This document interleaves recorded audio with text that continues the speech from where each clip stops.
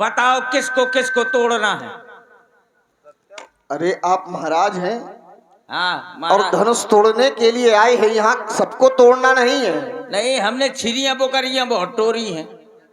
तो महाराज यहाँ ये सब काम नहीं करना है, यहाँ केवल जो इस वेदिका पर सुशोभित इस धनुष को तोड़ना है। ये क्या है मनुष्य? अरे मनुष्य नहीं, ये है चाप। अरे किसकी है चाप? कौन जानवर की? अरे समझते नहीं हो आप, हाँ। ये है धनुष जिसे हम चाप भी कहते हैं। अच्छा, इसको तोड़ दूंगा तो क्या मिलेगा? आपके साथ में हमारी सुकुमारी का विवाह हो जाएगा। क्या नाम है? देखिए, त्रिभुवन की जय मिलेगी और सीता मैया मिलेंगी। अच्छा पपीता, तो जाओ छील लाओ, नमक मिर्चा लगा के लाओ। देखो आप हमारे यहाँ आए हैं, आप हमारे मेहमान हैं। क्या वही प्राइमरी वाली बात करते हैं? अतिथि देवो भवा, ये मिथिला की परंपरा है, लेकिन यदि मर्यादाओं के बाहर जाओगे हाँ। तो सम्मान नहीं, फिर तुम्हें भारी अपमान झेलना पड़ेगा। अच्छा, ये तो गुंडा दिखा। हमारी सुकुमारी का नाम आप उसी विनम्रता से लीजिए जिस प्रकार आप से हम ये बताओ। आपने पपीता का? अरे सुनिए राजा साहब, हमने सीता कहा है। चले इष्ट देवन सिर नाई। हाँ, ऐसे बकवास करे का फायदा। आपके इष्ट देव कौन है? हमारे इष्ट देव हैं, उनका नाम क्या है? हनीमून। वो तो हनुमान जी महाराज हैं। हाँ हाँ, वही वही वही हनुमान। उन्हीं का नाम है जबरंग बली। बजरंग बली। बजरंग बली, बजरंग बली। अच्छा, वो है तुम्हारे इष्ट देव? हाँ हाँ, उन्हीं को याद कर रहा हूँ। हनुमान खबर लियो राणुवन की, हनुमान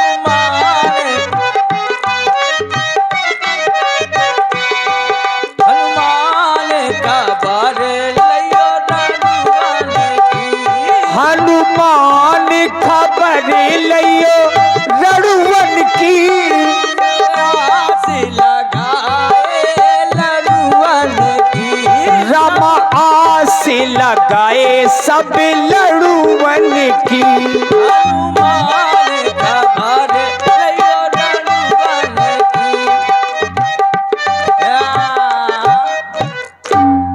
इतना सा धनुष न तोड़ पाऊंगा का? आई एम जो आनंदा पहलवान, एक अंगुरी से बगदा दूंगा।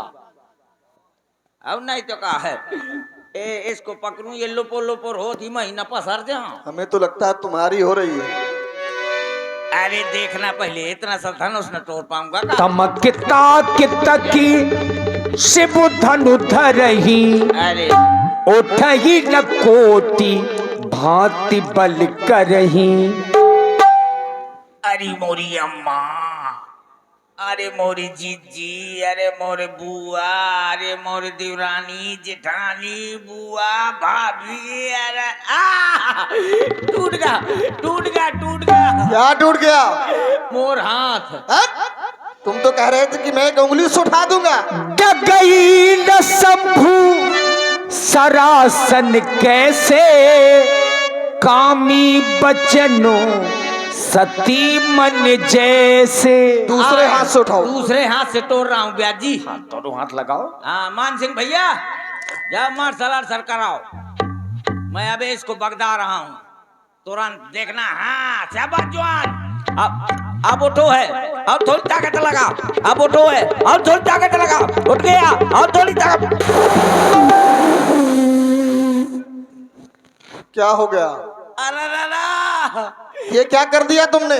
सब्जी पूरी सब बाहर हो गई। चलो निकलो यहाँ से बाहर। ये नहीं धनुष हमारे बस का, हम जा रहे हैं मस्का मस्का। तो चलो फिर निकल ले। और मान सिंह भैया एक बाल्टी पानी लेता। देखिए, बड़ी छीछल अदर हो गई है। डगई न शंभु सरासन कैसे, यद्यपि बाबा तुलसी जी ने जो शब्द का प्रयोग किया, ये धनुष राजाओं से डिग नहीं रहा, हिल तक नहीं रहा। उसी प्रकार से जैसे कामी पुरुषों के वचनों से सती का मन नहीं डिगा करता, आज वही स्थिति राजाओं और धनुष के बीच में हो गई। और यहां चूंकि 2-4-10 राजा नहीं आए, भूप सहस 10 एक ही 12, लगे उठावन तरही नटारा। 10,000 राजाओं ने धनुष को उठाने का प्रयास किया, धनुष को तोड़ने का प्रयास किया, लेकिन तोड़ना तो दूर की बात, कोई राजा धनुष को हिला तक नहीं पाया। अब जो राजाओं की स्थिति है, आखिर में जितने राजा हैं वो सबके सब श्रीहत हो गए, यानी हार गए, और हार मान करके अपने अपने आसनों पर पुनः आसीन हो गए। श्रीहते भये हार ही राजा, बैठे निज निज जाई समाजा। जब सभी राजा बैठ गए, तब महाराज जनक का ध्यान राजाओं की ओर गया, तो राजा जनक जी के मन में क्रोध आ गया, और राजा जनक विचार करने लगे कि ये सब वही राजा तो हैं जो कुछ समय के पहले ताल ठोक रहे थे और कह रहे थे सीता को हम ब्याह कर ले जाएंगे। पर बाहरी दुर्भाग्य, अब वही राजा लोग गर्दनें झुका करके बैठ गए। महाराज जनक के मन में क्रोध आया और क्रोधमयी वचनों का प्रयोग इन राजाओं के लिए करने लगे। नृपल बिलो की जनक अकुलाने, बोले बचनो रोष जनु साने।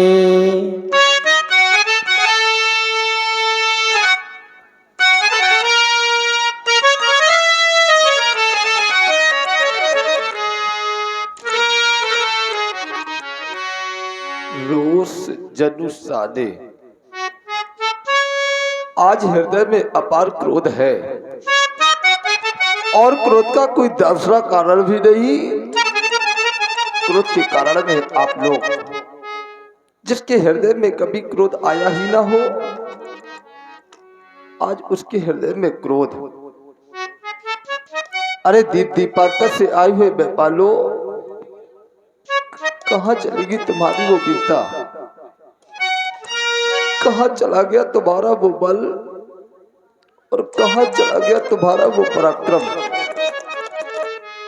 अगर सभी महिपाल सिंहत हो गए थे, अगर सभी महिपाल पराक्रमहीन हो गए थे, तो मेरी मिथिला का परित्याग कर देते, छोड़ देते मेरी मिथिला को और चले जाते यहाँ से। लेकिन नहीं, आप लोगों ने ऐसा नहीं किया। तिकलो मिथिला वासियों, इन महिपालों की ओर, इन महिपालों ने सिर पे कार्य किया। देखो ना, देखो ना इन महिपालों की ओर किया। बैठे नीजे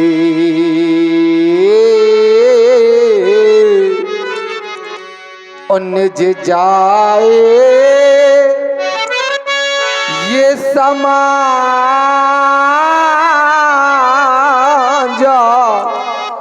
कब? जब सिंहत भई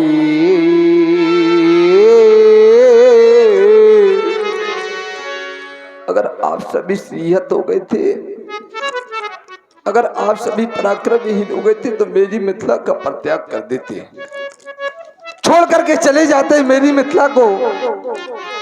लेकिन आप लोग नहीं गए। है तो कोई ऐसा महिपाल, है कोई ऐसा भूपाल, अरे कोई तो आकर कर दे मेरे प्रतिज्ञा की पूर्ति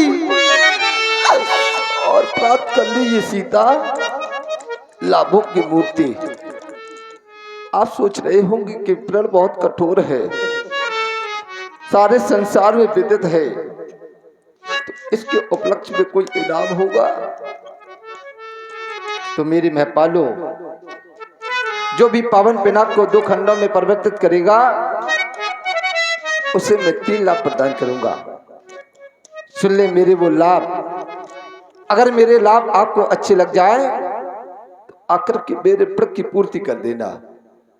सुन ले मेरे वो लाभ कि ये कुंवरे मनोहर बीज बड़ी और कीरति अति कामिनी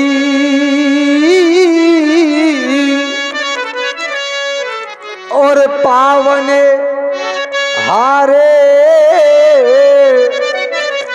ये बीरांचो जनू तो रचाऊ न धनु दमोनी। क्या मेरे लाभ आपको अच्छे नहीं लगे? अगर मेरे लाभ आपको अच्छे नहीं लगे तो एक बार आकर के कह दिया होते महाराज, एक बार आकर के कह दिया होता कि महाराज हम इस कारण से आज अजगों का खंडन नहीं कर पा रहे। दृष्टिपात करता भी मैपालों की ओर तो देखता क्या हो, क्या ये मैपाल अपने हृदय में सिंहत होकर के बैठ गए, हृदय में हार बांध करके बैठ गए। अब इस प्रकार की दशा हो गई, कोई भी मैपाल, कोई भी राजा अजगों के समीप आना नहीं चाहता। और कोई राजा अजगों के समीप आना नहीं चाहता, कोई अजगों के समीप आना नहीं चाहता तो क्या होगा मेरे प्रण का? कैसे टूटेगा ये धनुष? अगर ये धनुष नहीं टूटा तो क्या होगा मेरा, और क्या होगा मेरी बेटी सीता का? मेरी सीता सदा सदा के लिए कुंवारी रह जाएगी। तो क्या मेरे लाभ जब आपको अच्छे नहीं लगे तो सिर्फ एक बार आकर के कह दिया होता कि महाराज हम इस कारण से आज अजगों का खंडन नहीं कर पा रहे।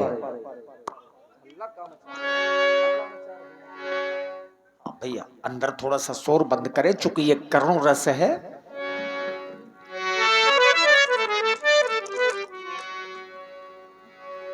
तो काहू काई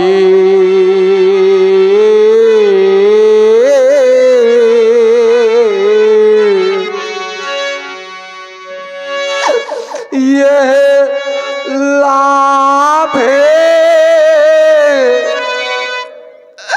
न भावा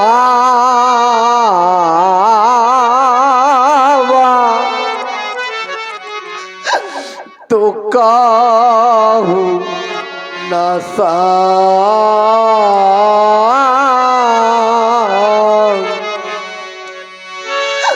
कर चापे चढ़ावा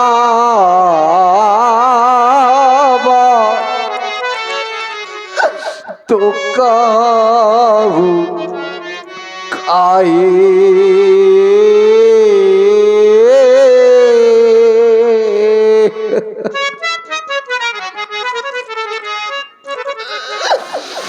क्या क्या नहीं मैंने सोचा था आज, क्या क्या नहीं मैंने हृदय में विचार किया था आज। मैंने भी तो सोचा था मैं अपनी बेटी का कन्यादान करूंगा, मैंने भी तो हृदय में विचार किया था कि उसे मैं डोली में बिठा करके विदा करूंगा। लेकिन आज मेरे सारे सपने सजे के सजे रह गए। और इसी बिलाप की सुंदर प्रस्तुति में आप हैं श्री संतोष शिवहरे जी, रामलीला समिति ग्राम पहरेता। आपकी ओर से 51 मुद्राएं महाराज जनक जी के चरणों में समर्पित है। साधुवाद। आज मेरे सारे सपने सजे के सजे रह गए। कितना विचार किया था मैंने आज, कितना मैंने सोचा था आज के लिए कि मैं अपनी बेटी को डोली में बिठा करके विदा करूंगा। लेकिन आज मैं देख क्या रहा हूं, आज मेरी बेटी सदा सदा के लिए कुंवारी रह गई। आज मेरी इस प्रकार की दशा हो गई कि जैसे किसी बेटी की बारात उसके दरवाजे तक आ जाए और वो बारात किसी कारणवश वापस चली जाए तो उस पिता का इससे बड़ा उपहास कुछ नहीं हो सकता। संसार में इससे बड़ी उस पिता की कोई हंसी नहीं हो सकती। आज एक राजा की बेटी वो अधी रह गई, समाज सुनेगा ये तो क्या कहेगा? केवल यही कहेगा कि एक महाराज के, एक राजा की बेटी सदा सदा के लिए कुंवारी रह गई है। जिस समय बेटी कुंवारी रह जाती तो उस पिता का सब कुछ समाप्त हो जाता है, सब कुछ चला जाया करता, उस पिता का कुछ नहीं रह जाता उस पिता के समीप। आज मेरा भी सब कुछ समाप्त हो गया, क्या रह गया मेरे पास? आज मेरा सब कुछ समाप्त हो गया कि चला गया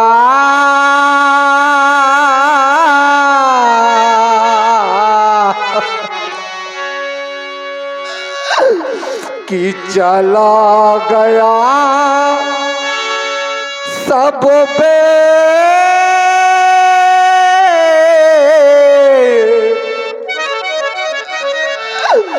बहु मेरा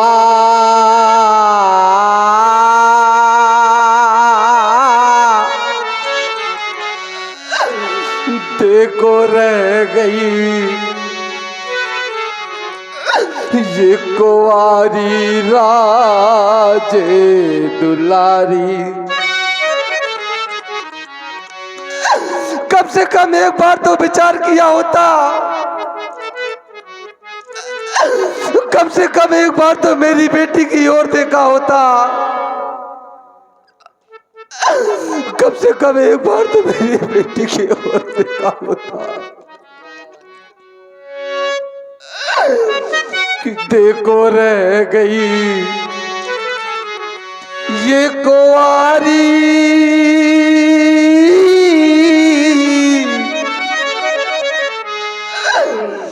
ये राजे दुलारी।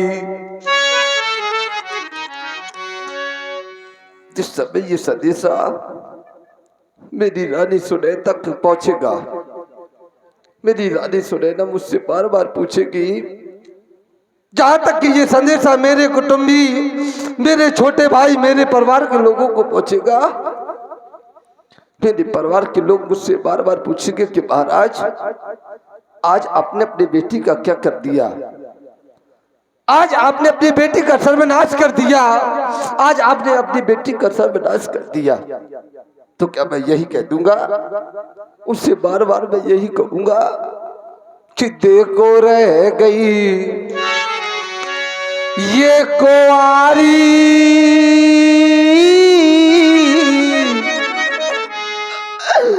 ये राजे दुलारी। दृष्टिपात करता हूं इस समाज की ओर तो देखता क्या हूं, देखता ये हूं कि इस समाज में कुछ ऐसे भी पिता उपस्थित हैं जिनके घरों में बेटियां हैं।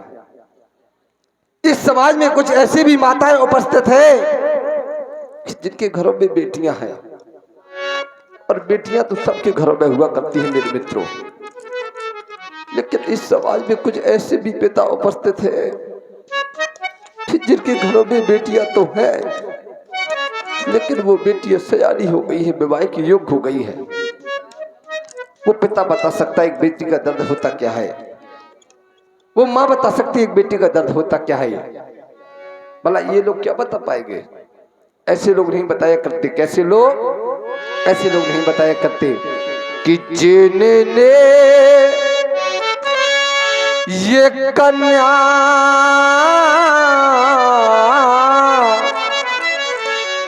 जाई ही नहीं तो वह कन्या का दुख क्या जाने।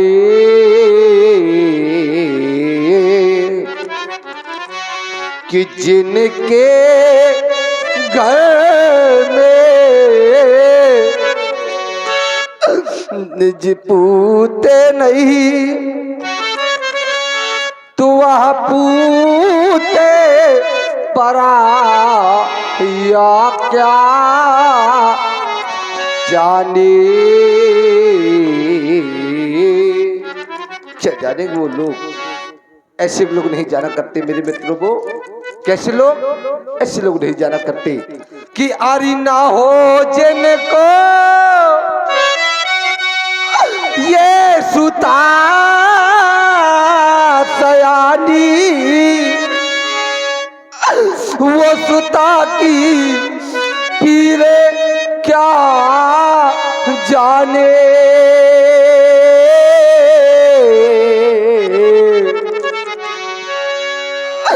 तो पिता की पीरे क्या जाने, सुता की पीर क्या जाने। अरे वो क्या जाने दर्द माली,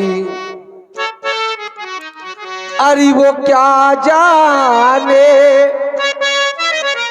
दर्द माली।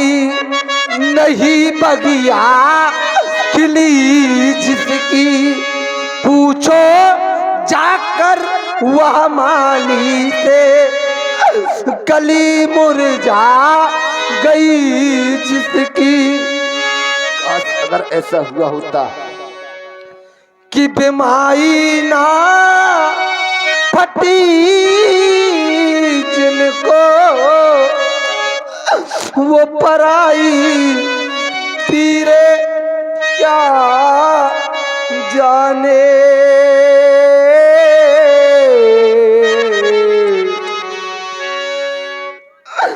तू सुता की पीरे क्या जाने, वो पिता की पीर क्या जाने। दृष्टिपात करता हूं इस समाज में तो देखता क्या हो। अधिकांश मैंने देखा देहातों में हुआ करता है, जिस समय बेटी की प्रथम विदाई होती है, जिस समय बेटी की प्रथम विदाई हुआ करती है, तो बेटी की माँ बेटी को देख करके फूट फूट करके रोने लगती है। सारे रिश्तेदार रोने लगते हैं, सारा समाज रोने लगता है। बेटी जिस समय अपनी सखियों के साथ डोली में बैठने के लिए जाया करती है, तो बेटी चारों ओर दृष्टि दौड़ाती है और सभी लोगों से मिलती है।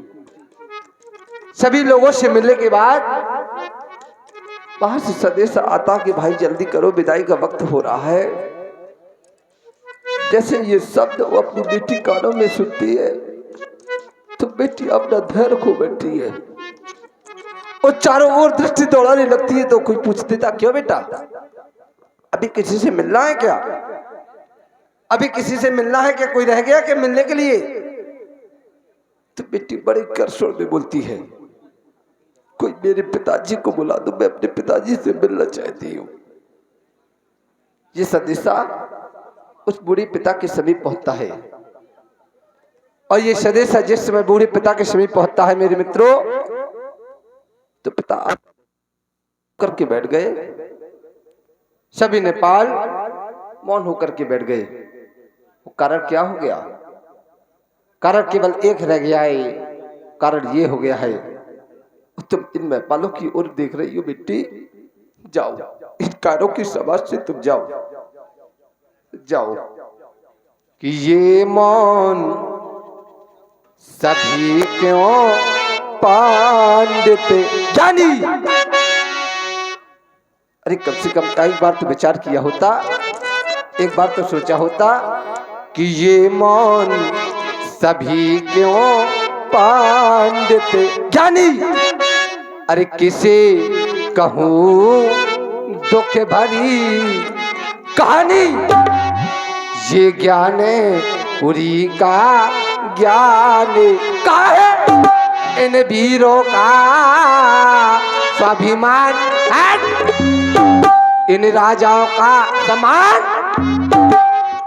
आपके अंदर नहीं रह गया स्वाभिमान, तो मैं कहां से कर दूं आपका सम्मान? कम से कम एक बार तो विचार किया होता, एक बार तो सोचा होता। अरे रह गई ये कुंवारी राज दुलारी, खत्म हो गई प्रेम कहानी, ये मौन सभी क्यों पांडते। ज्ञानी कब से कब एक बार तो सोचा होता, अरे रह गई है सोनी ये मांग सिया की, और सूखा सब नैनों का पानी, ये मौन सभी क्यों पांडते। ज्ञानी जान चुका हूं मैं, और जाना मैंने क्या है, जब मैंने जाना है तो क्या कहना है कि ये अब जनों के ओ, ये माँ के भटे मानी, ये वीर बीन मही मैं जानी। वीर विहीन मही में जानी तो खत्म हो गई आपकी मेहमानी। चले जाए, छोड़ दे मेरी मिथिला को, परित्याग कर दे मेरी मिथिला का। क्या आप अभी आशा लगा कर बैठी हैं? जाए,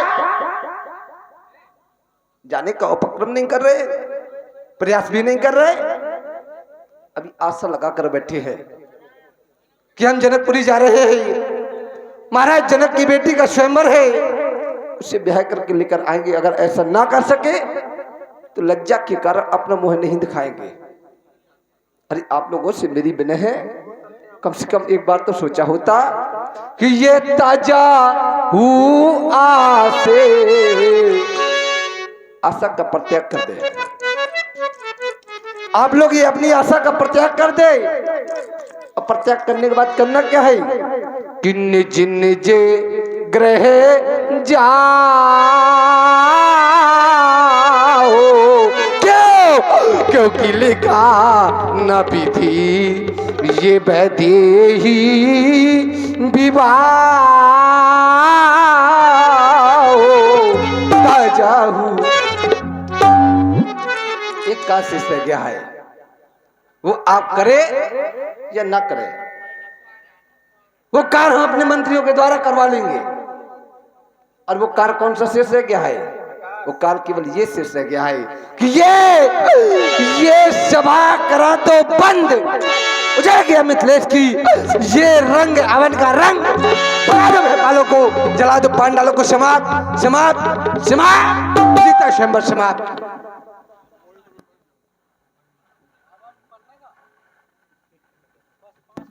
देखिए महाराज जनक ने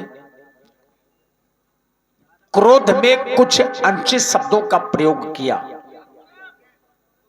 और ये नियम है समाज में, अगर कोई सच्चा रघुवंशी बैठा है ऐसे अपमानजनित शब्दों का प्रयोग कभी नहीं सुन सकता। भैया लक्ष्मण ने सुना तो लक्ष्मण जी की भौहें टेढ़ी पड़ गई, नेत्र क्रोध के कारण